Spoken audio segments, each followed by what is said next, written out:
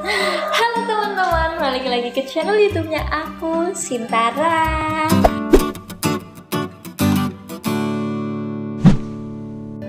Oke, jadi kali ini Sintara lagi ada di rumahnya Pade Badak. Dan Sintara lagi pengen usilin Pade Badak dengan nge-review ular-ularnya yang kecil-kecil tapi mahal. Langsung aja kita sambut narasumber kita. Pade Badak, come here, yeah. Nah, akhirnya narasumber kita. Halo. Masuk. Oke, langsung saja. Langsung saja, mau nanya apa Mbak Sinta? Ini ular apa? Corn snake albino. Ini ular corn snake albino. Ini bukan ular asli Indonesia ya. Bentuknya ini albino ya, albino snow. Jadi ada dua gen di sini, ada snow, salju, sama albino nih kuning. Matanya ini ular asli Amerika Tengah. Ini di Texas, terus di Colorado, Miami, hutan-hutan basah di sana ini banyak nih. Cuma kalau warna aslinya itu merah. Merah garis-garis ya? Bukan garis-garis. Ini motifnya kan masih kelihatan, murah bulat-bulat kayak gini. Iya. Nah, kalau yang garis-garis kayak gini, banded, itu milk snake. Oh, nah, beda lagi. Ini corn snake, ular jagung. Ini betina, ini sudah maksimal size atau ukurannya ini sudah udah paling panjang pol. segini? Iya, ini udah pol, udah gede, siap kawin. Umur berapa ini? Ini berarti hampir 2 tahun. 2 tahun kayaknya, malah udah 2 tahunan. Udah 2 tahunan. Makanannya apa nih Pade? Apakah makanannya jagung karena namanya corn snake? Oh iya. Makanannya sebenarnya ini kan termasuk juga red snake ya, jadi ular pemakan tikus. Dan ini ular nggak berbisa jadi aman buat kita pegang. Oke, ular sekecil ini biasanya bertelur nyampe berapa? Bertelur kan? Iya Bukan bertelur, kan? ini bertelur kemarin udah pernah bertelur 6 butir, itu telur pertama. Sebenarnya sih bisa banyak ya, bisa sampai 16, 20 bisa kalau ukurannya memang size-nya gede, itu bisa. Itu 6 butir netes semua. Netes 2. Menetas semua enggak? Netes 2, yang fertil 2 karena yang 4 infertil.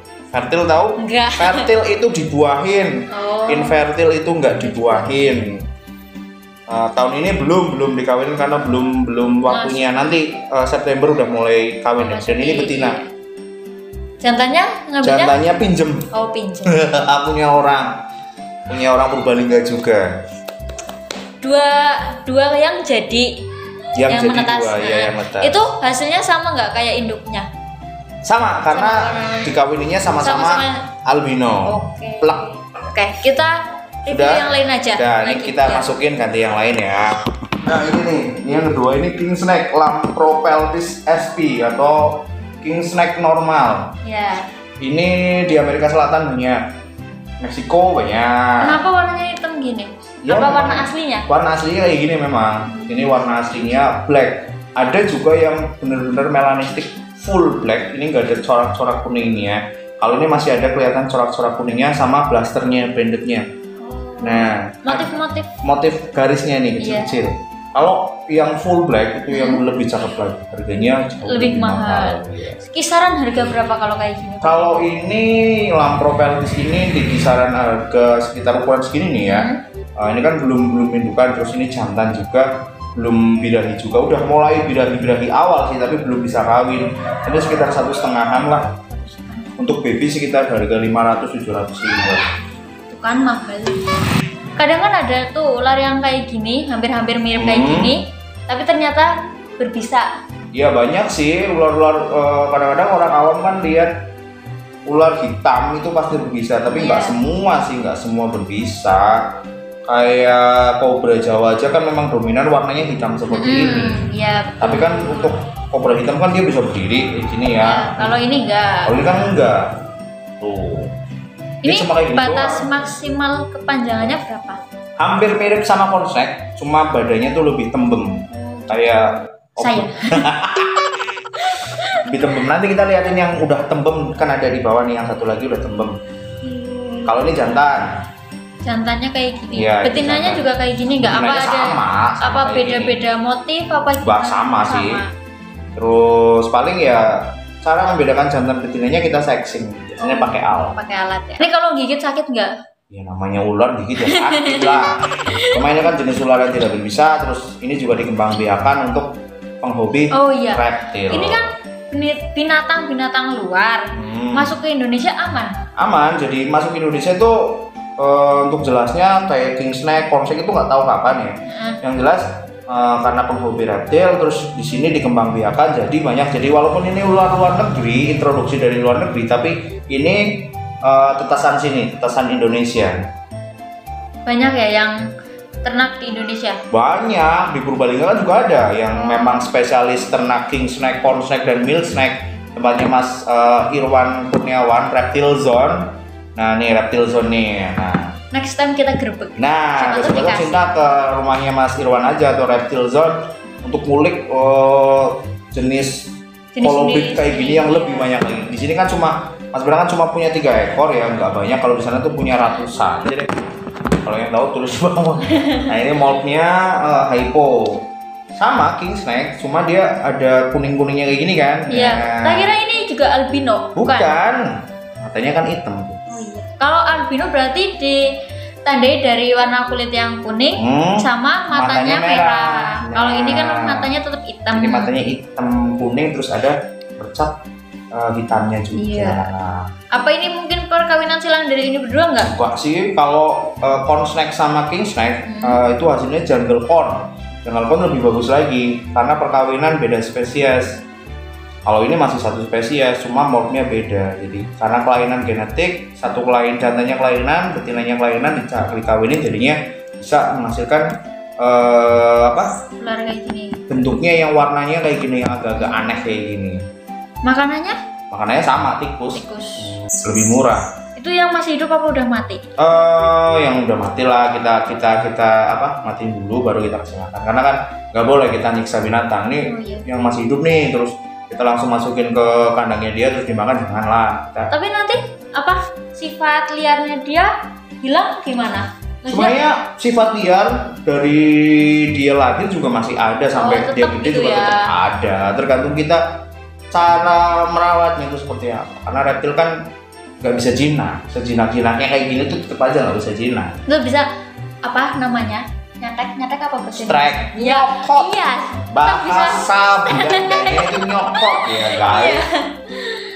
Dari ketiga ini yang paling mahal yang mana? Yang paling mahal yang corn snake tadi. Itu kalau itu ukuran segini bisa sampai 3,5-4 jutaan lah. Kalau ini paling 2 juta, 2,5 juta tergantung siapa yang mau beli gitu. Kalau orang yang punya duit ya mau beli, kalau yang nggak punya duit ya nggak jadi beli. Ini mau dikasih ke Sintara nggak? Nah ini juga bukan punya Mas Badak ya. Ini memang yang satu ini memang titipan. Ini punya Taman Reptil. Karena di sana nggak ada yang. Taman Reptil Purbalingga? Bukan, sini aja. Karena nggak ada. Saya kira Taman Reptil Purbalingga. Di sana nggak ada yang ngurus, jadi Mas Badak terpaksa bawa pulang. Kalau yang dua ini memang punya Mas Badak. Kalau ini memang titipan. Betina apa jantan? Ini jantan. Kalau betina udah. Betinanya cuma satu ya. Kalau betina agresif. Betinanya cuma satu tuh yang corn snake tadi yang kuning tadi. Yang putih. Yang ini jantan, dulunya jantan. Bukannya kalau betina itu lebih santai? Iya, lebih santuy dan lebih boros. Iya, yang jantan itu agresif. Dan ini juga udah terlalu gede sih sebenarnya, kegedean untuk jadi pejantan. Terlalu gendut. Emang kan badannya tuh. Kalau gendut itu mempengaruhi dalam dunia perkawinannya? Nah, kalau king snake ini kan juga dia kanibal ya. Dia mau makan jenis ular lain ataupun satu spesiesnya yang sama-sama king snake tapi yang ukurannya lebih kecil. Karena ini kan udah gede, jadi ketika dia kawin dengan yang betina ukurannya jauh lebih kecil, bisa jadi betinanya malah dimakan. Jadi kalau jantan segede gini tuh udah gede banget. 2 juta, 3 juta dimakan. Nangis lah. Ya biasa aja sih karena itu memang kodratnya dia, pemakan ular lagi. Untuk kesehatannya gimana sih Pak Dek? Kesehatan maksudnya? Dari kayak ganti kulit apa? Ganti kulit kalau kita sering kasih makan ya cepet ganti kulitnya. Jadi polanya tuh kalau Mas Badak kasih makan tuh 2 minggu sekali.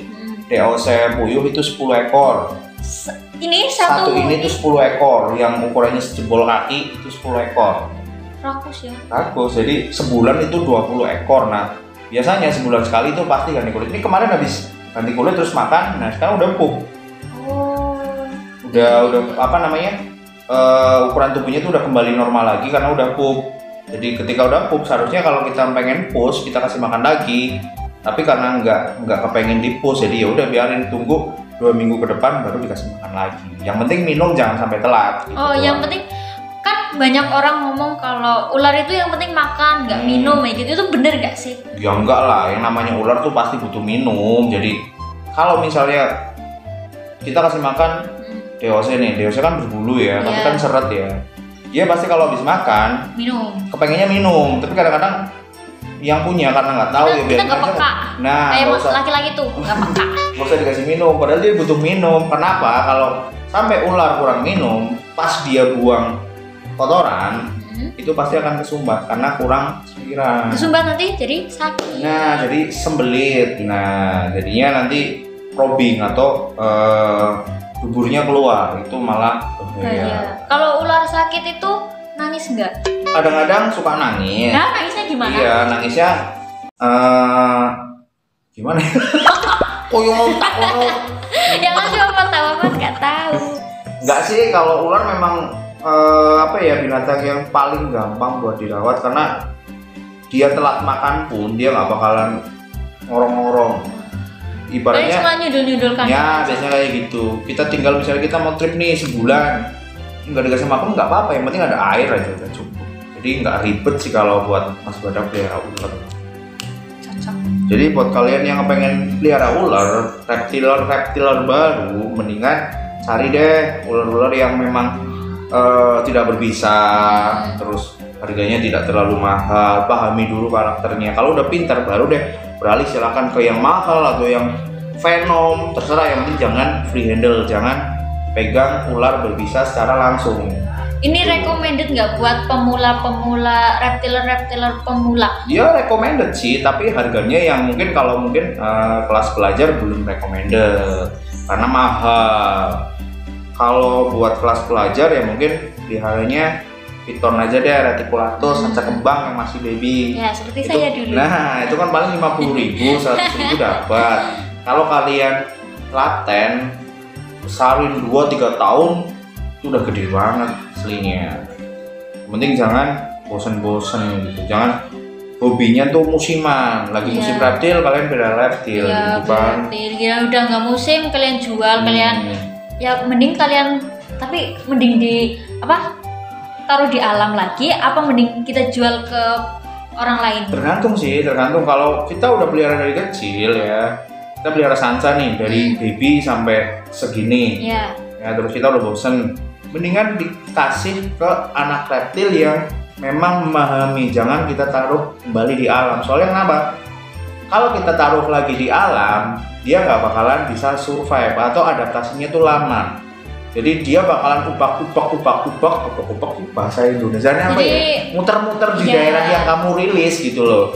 Nggak bakalan menjajah karena dia dari kecil kalian rawat, jadi dia insting untuk berburu di alam itu kurang gitu. Malah kemudian bisa jadi membunuh dia sendiri ya? Nah, bukan membunuh dia sendiri, jadi gampang ketahuan sama orang, terus ditangkap, terus nggak tahu dijadiin apa, entah dibunuh, entah dijual. Mendingan kalau kalian udah bosen, kasih aja ke reptiler lain yang memang hobinya nggak musiman seperti itu. Oke teman-teman, jadi buat teman-teman udah paham kan dengan tiga jenis ular tadi. Dengan 3 jenis ular tadi, semoga teman-teman paham, teman-teman suka. Jangan lupa di like, comment, dan subscribe. Aku mau kayak gitu juga deh. Tapi takut salah.